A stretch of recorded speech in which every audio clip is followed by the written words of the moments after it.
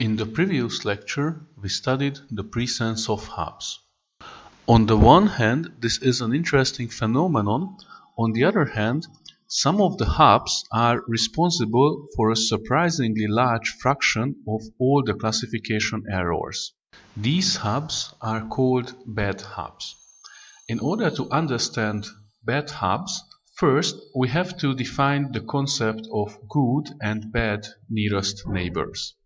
An instance X is a good k nearest neighbor of another instance Y if two conditions are fulfilled. The first one is that X is one of the k nearest neighbors of Y, and the second condition is that they have the same class labels. Similarly, an instance X is a bad k nearest neighbor of another instance Y if X is one of the k nearest neighbors of Y and they have different class labels. Informally speaking, an instance X is a bad hub if it appears as one of the bad k nearest neighbors of many other instances.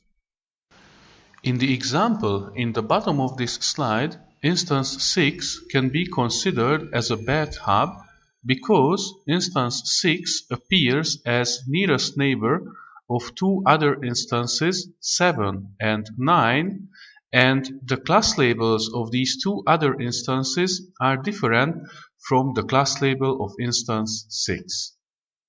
In contrast, instance number 2 appears as good nearest neighbor of both instances number 1 and number 3, so instance number 2 can be considered as a good hub.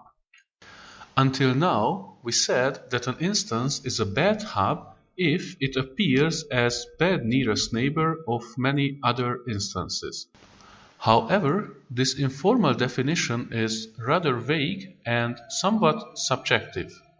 In particular, what does it mean to appear as nearest neighbors of many other instances? How much is actually many?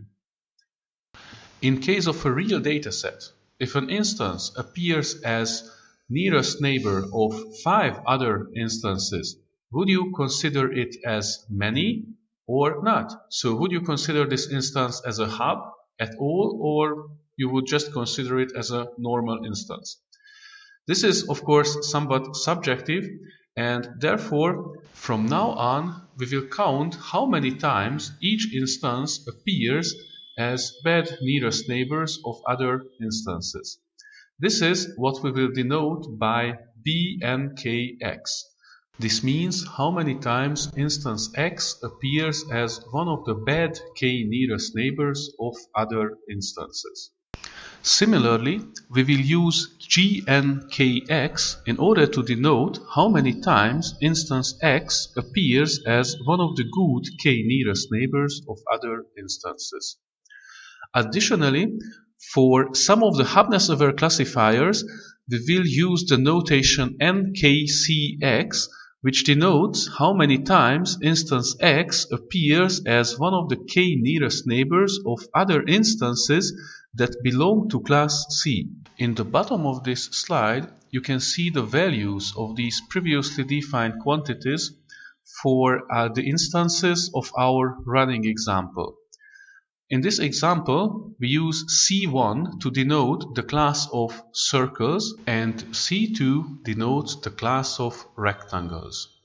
From the next video on, we will present hubness-aware classifiers that aim to reduce the influence of bad hubs.